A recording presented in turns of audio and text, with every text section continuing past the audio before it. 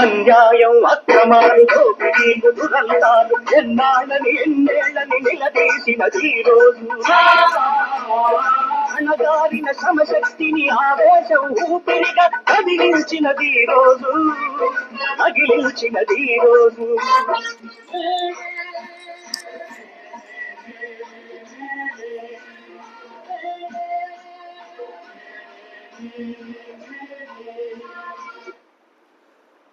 నమస్తే. R news HD YouTube channel తరఫున ప్రపంచ కార్మిక దినోత్సవ శుభాకాంక్షలు ప్రజలందరికీ. ఈరోజు వార్తలు చూసుకుంటే,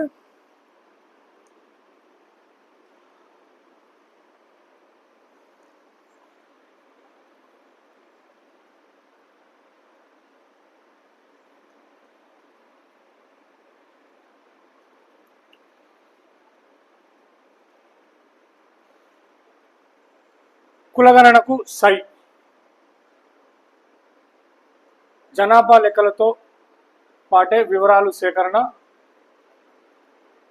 రాజకీయ వ్యవహారాల క్యాబినెట్ కమిటీ నిర్ణయం.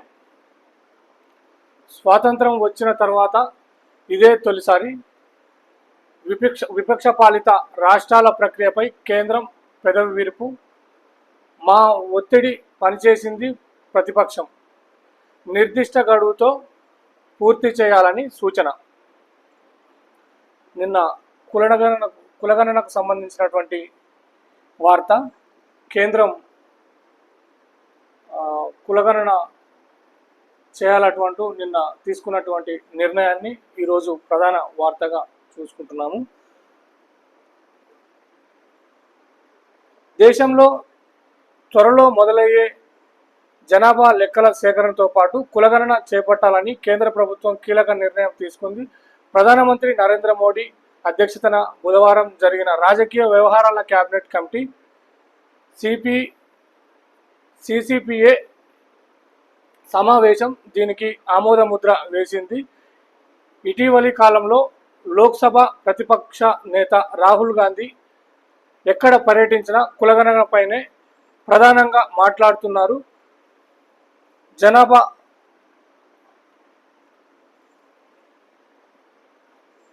జనాభా ప్రాతిపదికన ప్రజలకు ప్రాతినిధ్యం కల్పిస్తామని హామీ ఇస్తున్నారు. కాంగ్రెస్ పాలిత తెలంగాణ, కర్ణాటకతో పాటు ఎన్డీఏ కూటమి చేతిలో ఉన్న బీహార్ కూడా కులగణన చేపట్టింది. దీంతో దేశవ్యాప్తంగా అన్ని వైపుల నుంచి డిమాండ్ పెరుగుతూ వచ్చింది. కులగణన చేపట్టాలా, కేంద్ర ప్రభుత్వాన్ని ఆదేశించాలని బీసీ సంఘాలు సుప్రీంకోర్టుకు వెళ్ళాయి.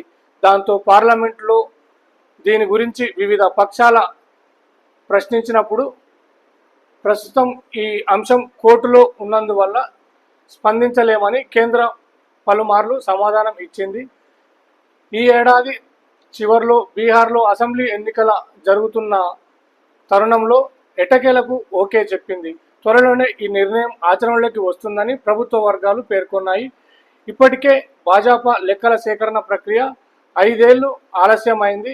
ఈ పనికి 13,000 కోట్లు ఖర్చు అవుతుందని అంచనా.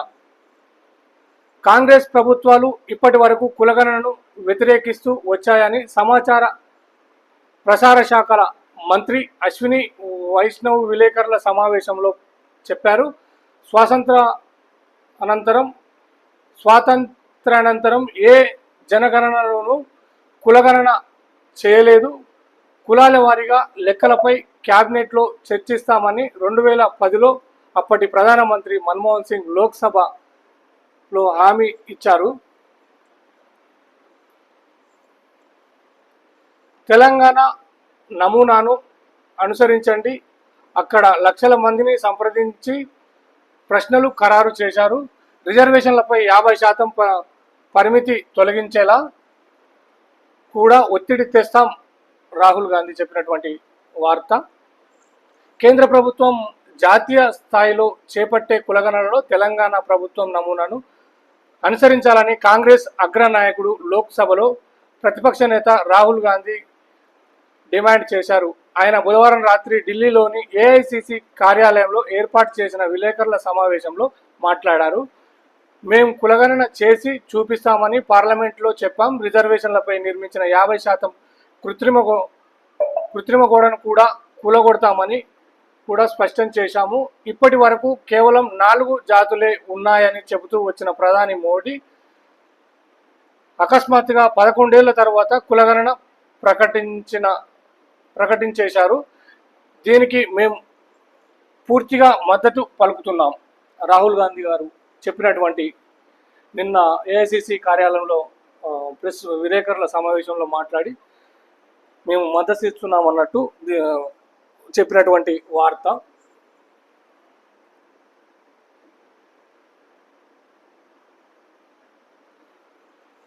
పదేళ్ళు అధికారంలో మేమే ఉంటాం. మీ చరిత్ర ఫామ్ హౌస్లోనే ముగుస్తుంది. తెలంగాణ ఇచ్చినందుకు కాంగ్రెస్ విలన్ అయిందా? కాలు కదపకుండానే జీతభత్యాలు పొందుతున్నారు. కేసీఆర్పై సీఎం రేవంత్ రెడ్డి ధ్వజం. మహాత్మా బసవేశ్వర స్ఫూర్తితో అన్ని వర్గాల కోసం పనిచేస్తామని వెల్లడి. తెలంగాణ ఇచ్చినందుకు కాంగ్రెస్ విలన్ అయిందా?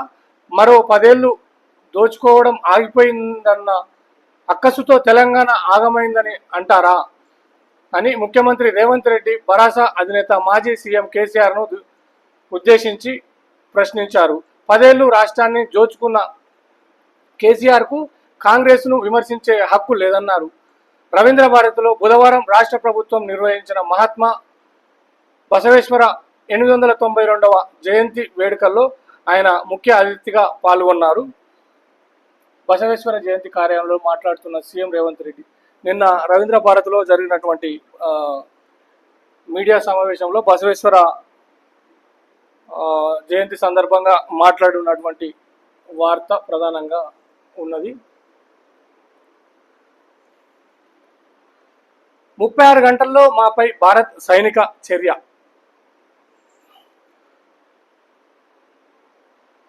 పక్కా నిఘా సమాచారం ఉందన్న పాకిస్తాన్.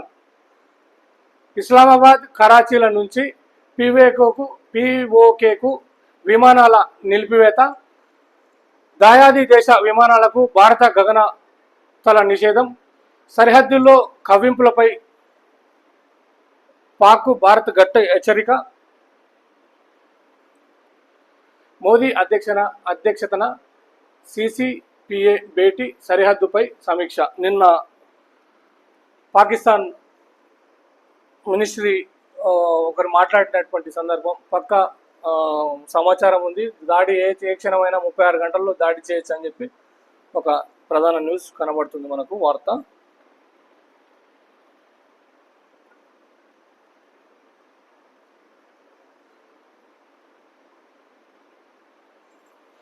పదిలో రికార్డు స్థాయి ఉత్తీర్ణత 92.78% పాస్.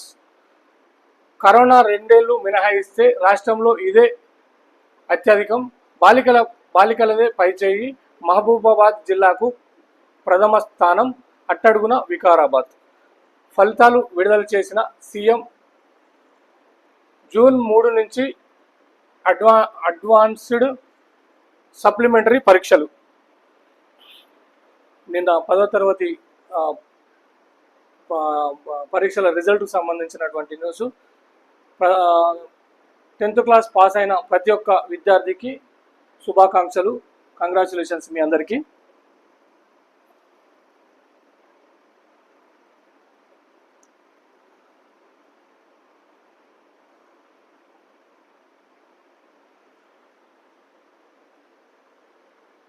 కార్మికుల సంక్షేమం ప్రజాప్రభుత్వమే ధ్యేయం. కార్మిక సోదరులకు మేడే శుభాకాంక్షలు. ముఖ్యమంత్రి వర్యులు శ్రీ రేవంత్ రెడ్డి గారిచే శ్రమశక్తి ఉత్తమ యాజమాన్య అవార్డుల ప్రదానం. ఓకే, ఈరోజు ఈనాడుతో పాటు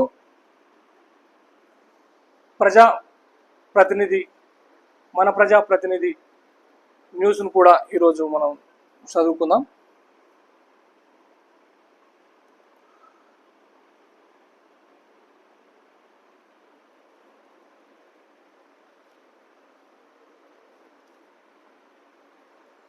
మన ప్రజాప్రతినిధి దినపత్రిక.